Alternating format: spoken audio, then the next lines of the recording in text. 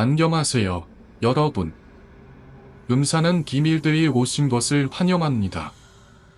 오늘은 군대의 신비롭고 섬뜩한 이야기를 탐험해 보겠습니다. 군인 한 명이 군인 묘지에서 겪은 기이한 환상에 대한 이야기입니다.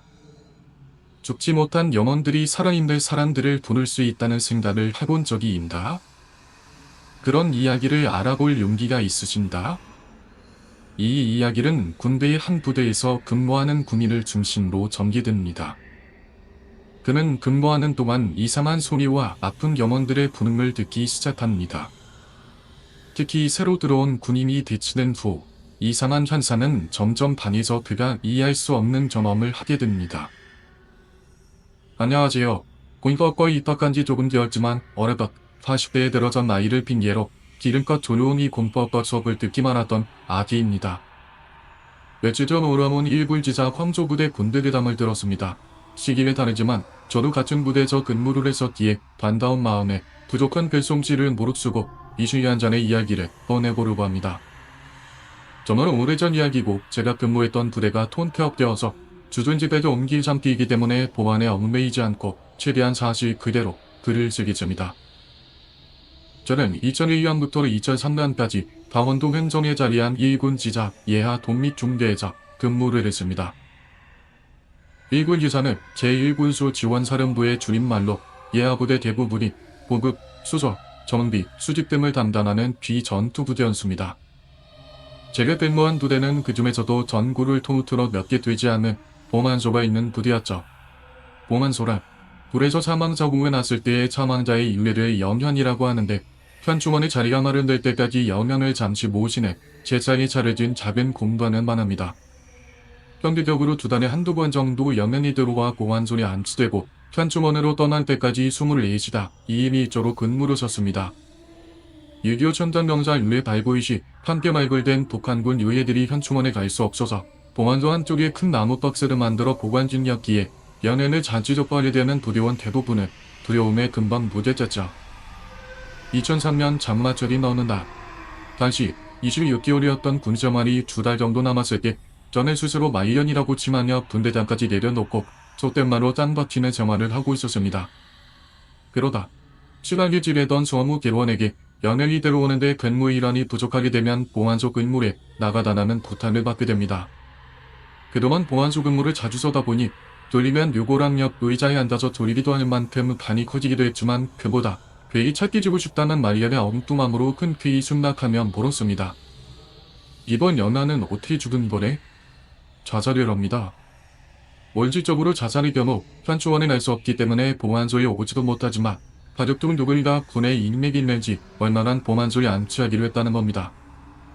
그렇게 비내기는 늦은 오후에 연예인이 보안소에 안치되었고 그날 저녁부터 부대에 이상한 일들이 일어납니다. 보안소 근무는 교대시마다 재단님이 향을 교체하고 촛불이 꺼지지 않도록 관리고 밖으로 나와 물 양쪽에 서서 재단을 등지고 근무를 저는 방식으로 진행합니다. 선임 근무자들은 보안소 근무에 익숙해진 성병 이상의 아이들인데 이번에는 느낌이 조금 다르다는 겁니다. 보안소까지 이동하면서 덥고 습한 날씨 때문에 땀까지 해놨는데 보안소에 들어가 형을 교체하려고 하니 으슬으슬 춥고 닭소리 돋으며 입김 따준하더라. 근무직의 발자국 소리가 들려서 수화를 했지만 아무런 응답이 없었고 소리가 계속 가까워지다가 바로 옆에서 들리는데도 아무도 없었다. 그렇게 근무 시간 내내 발자국 소리가 주변을 돌아다녔다. 어디선다. 후후. 틈을 내뱉는 소리가 들려 여기저기 찾아봤지만 아무도 없었고 보안소 내부의 촛불이 후후 소리에 따라 움직였다. 안개적으로 굵은 입을 사람이 지나가기에 수월을 했지만 손만 흔들고 가더라. 부대 간부인 줄 알았는데 그 시간에 그곳을 지나간 관부는 없었다. 연예인이 들어온 춘나는 조금 똘똘한 아이들 위주로 근무를 편성하는데 똘똘한 아이들이 하나같이 요상스러운 이야기를 늘어놨죠. 둘째날 투입된 병사들도 새벽 1시부터 4시 사이 근무자들이 이상한 경험을 했다고 하니 행보하니 셋째 날은 병장과 상병의 한조로 근무를 나가라고 말하더군요. 그렇게 제가 새벽 1시부터 2시 반까지 근무를 서게 되었습니다. 솔직히 엄청 무서웠지만 말년에 출연할 수도 없고 보안소에 도착하니 보안소에서 멀찌감치 떨어져 둘이 꼭 붙어있는 전번 근무자들이 보였습니다.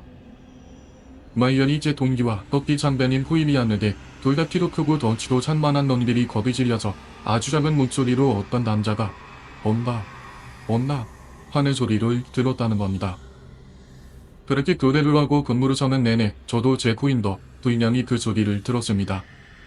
지금 생각해보면 귀로 들은 건지 머릿속에 그 소리가 왜였던 건지 헛갈리지만 제가 알아들었던 것만큼은 확실합니다.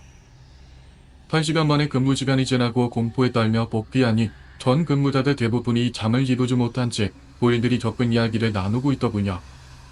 저 또한 잠을 이루지 못하고 멍한 상태로 2주 점호에 나갔는데 처음 보는 외부 촬영이 막사까지 오르러 그런 겁니다. 판일점으로 한 새벽 6시가 간 넘었을 텐데 그 이른 시간에 외부 촬영이 들어온 것도 중대장이 비틀자 뛰어와 차에서 내린 중년의 부부를 중대장실로 안내하며 영양 관리병들에게 밥을 영양을 모셔갈 수 있도록 준비하라고 시킨 것도 중년 부부와 함께 영양이 부대를 나간 것도 정말 순식간에 일어난 일이었습니다.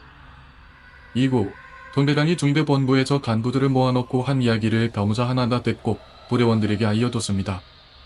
그 부부는 연인의 부모님이었고 며칠 동안 죽은 아들이 꿈에 나와서 계속 엄마, 엄마 하고 부르길래 더 이상 보안소에 둘 수 없어서 새벽같이 데리러 왔다는 겁니다.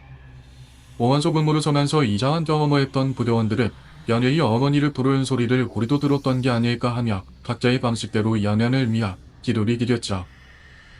시간을 빠르게 흘러 저도 전역을 하고 벌써 40이 훌쩍 넘은 아저씨가 되었지만 그날의 그 목소리만큼은 마치 어제의 일인 듯 선명하게 머릿속에 남아있습니다. 오늘의 이야기는 군대의 소리 공포스러운 경험일 뿐만 아니다. 아직 떠나지 못한 영혼들에 대한 경멸신이기도 합니다. 조료한 시간 속에서 과연 어떤 일이 벌어질까? 우리가 어떤 일들이 있었는지 생각해보고 떠난 이들의 슬픔을 느껴보길 바랍니다.